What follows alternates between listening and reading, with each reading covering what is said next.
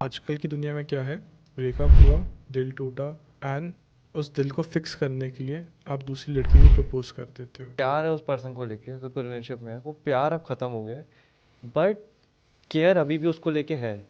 आपकी ज़िद को प्यार नहीं कहा जा सकता। वो प्यार बहुत देर पहले ख़त्म हो गया। दो अब लोग एक रिलेशनशिप में हैं, उसमें से एक पर्सन है वो लगातार अपनी चीज़ें एक्सप्रेस कर रहा है। अब उस इंसान को ना उसकी सिर्फ आदत रह गई है। मेंटल और इमोशनल चीट होता है कि आप उसको 10 मैसेज भेज रहे हो, वो आपको एक रिप्लाई भेज रहा है। वो भगवान आपको एक दूसरे इंसान से भी दूर रख रहा है ना, उसको पता है वो इंसान आपके कदरदान नहीं है। कि अगर बिखरे नहीं तो सब्रो कैसे। जस्ट लाइक कि हम लोग ये चीज़ देखते हैं, जैसे हमने मूवीज़ वगैरह में देखा है। एक मूवी थी रॉक स्टार, तो उसमें मतलब देखा गया था कि अगर आपको कुछ अच्छा करना है तो आपको पहले, अगर आपको पेन चाहिए ही चाहिए, आपको पेन मिलेगा तभी आपको अच्छा कर पाओगे। जस्ट लाइक कि अगर आपको कोई चीट करेक्ट। मिलेगा तब आप अपनी लाइफ में, हम लोग रील्स इंस्टा पे भी देखते हैं कि ठुकरा वाला वही सब, कि अगर ठुक आपको कोई चीट वगैरह हुआ तब ठुकरा के मेरा प्यार। हाँ, तभी आप कुछ अच्छा अचीव कर सकते हो। तो क्या ये चीज़ ट्रू है मतलब? The way I understand is मैं the motto for my way is कि अगर बिखरे नहीं तो सब्रो कैसे। अगर आपकी लाइफ में कोई आपको दर्द नहीं देता ना, तो वो आपको शायद से उठने का मौका नहीं दे रहा। पर दूसरे वाले को हर्ट नहीं करना यहाँ पे कि उसने मुझे चीट करा तो मैं जाके उसको मारूं पीटूं। आप अपनी लाइफ को कैसे कंट्रोल में लेके आओगे।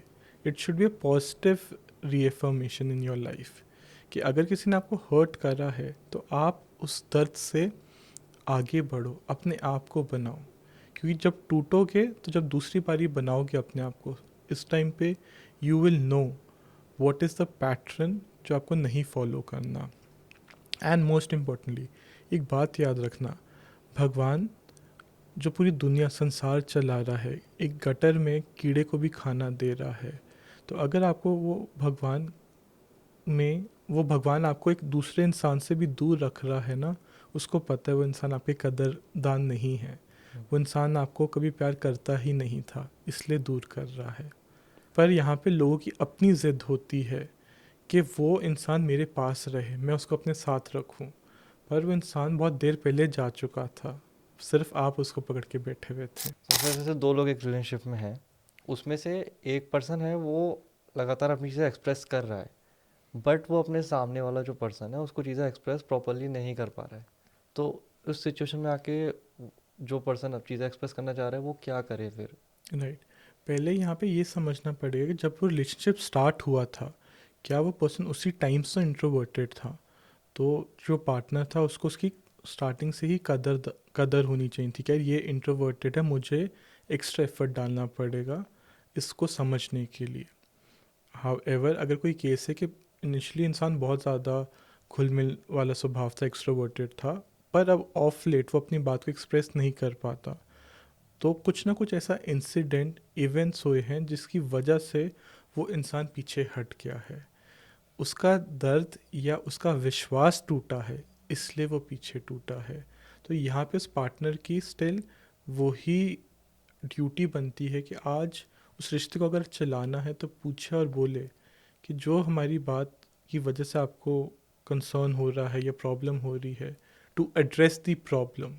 क्योंकि उस पार्टनर की वहाँ पे ड्यूटी होती है टू एक्सप्रेस एंड टेल कि I am there for you, whatever has been done in past is done. But या तो वहाँ रहो और रिश्ता निभाओ, ना तो कांटा मारो और आगे बढ़ो। क्योंकि आप अपना भी वक्त ख़राब कर रहे हो, दूसरे इंसान के इमोशंस ख़राब कर रहे हो। तो आप अपने आप को चीट कर रहे हो और उसको भी मेंटली एंड इमोशनली चीट कर रहे हो। यहाँ पे मैं एक पॉइंट और बहुत ऐड करना चाहूँगा। आज की दुनिया में ना फिज़िकल चीट हम सबको प्लस माइनस पता है, पर हम ना इमोशनल और मेंटल चीट को बहुत कम आंकते हैं। मेंटल और इमोशनल चीट होता है कि आप उसको 10 मैसेज भेज रहे हो, वो आपको एक रिप्लाई भेज रहा है। इमोशनल होता है कि जब आप टूटे हुए हो और आपको उसकी ज़रूरत है, वो इंसान है ही नहीं, वो अपने दोस्तों के साथ पार्टी कर रहा है। तो फिज़िकल चीट जितना इम्पोर्टेंट है ना, उतना इमोशनल और मेंटल चीट भी है। सर इस यही मतलब इससे रिलेटेड एक मेरा क्वेश्चन था कि जैसे कोई किसी के साथ में इसलिए है खाली कि जैसे कि हम्म। अब हो सकता है कि उसका जो प्यार है उस पर्सन को लेके, अगर कोई रिलेशनशिप में है, वो प्यार अब खत्म हो गया है, बट केयर अभी भी उसको लेके है। और मतलब वो सिर्फ बहुत उसके प्यारा साथ क्वेश्चन है। इसलिए है क्योंकि वो उस बंदे को हर्ट नहीं कर सकता। मैं एक बात बता, जो आप क्वेश्चन पूछ रहे हो उसका मतलब क्या है, आपको मैं आपका क्वेश्चन का आंसर एक्चुअली समझाऊं। वो प्यार बहुत देर पहले ख़त्म हो गया है। अब उस इंसान को ना उसकी सिर्फ आदत रह गई है। वो उस आदत से बाहर आ नहीं पा रहा या पा रही। तो उसको पता है ये प्यार बहुत देर पहले ख़त्म हो चुका है। उन दोनों को अपने दिल के अंदर वो सच्चाई पता है। पर उस इंसान की ऐसी लत लग गई है कि आप चाह के भी उसको छोड़ नहीं पा रहे। तो आप सामने वाले को ख़राब नहीं कर रहे, आप अपने आप को ख़राब कर रहे हो। To put this in picture, एक रस्सी है जो आपने एक छोर से पकड़ी और दूसरे उस छोर से पकड़ी है। वो इंसान तो वो रस्सी छोड़ छोड़ के पहले ही जा चुका है। आप वो रस्सी को पकड़ के अपने हाथ को लाल कर रहे हो और सोच रहे हो उस इंसान को मेरे दिल की पीड़ा पता चलेगी। So it's very important to know when and how to move on in relationship. इंसान जा चुका है, आपकी ज़िद करके आप उसको वापस बुला भी लोगे तो आप अपनी सेल्फ इस्टीम को ही ख़राब कर रहे हो।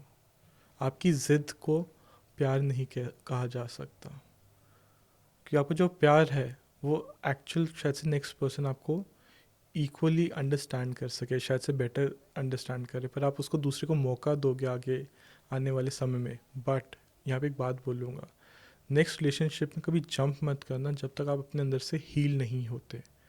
आजकल की दुनिया में क्या है, ब्रेकअप हुआ, दिल टूटा, एंड उस दिल को फिक्स करने के लिए आप दूसरी लड़की को प्रपोज कर देते हो या लड़की को प्रपोज कर देते हो।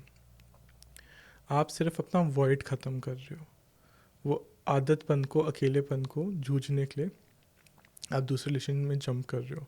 But did you take the time to understand कि ये पर्सन से, अब जब मैं मिस्टर एक्स से मिस्टर वाई पे जाऊंगी तो इसकी क्या रेड फ्लैग्स थे जो मुझे नहीं लेने थे, क्या रेड फ्लैग्स थे जो मुझे नहीं चाहिए अपनी लाइफ में। So you should be clear to put this across कि मेरी लर्निंग क्या थी इस रिलेशनशिप से, मुझे क्या आगे चाहिए क्या नहीं चाहिए। तो लर्निंग होनी चाहिए तभी दूसरा रिलेशनशिप चलाना, ना तो आप फिर एक लूप में फंसते जाओगे। और इसी को कहते हैं कार्मिक रिलेशनशिप्स।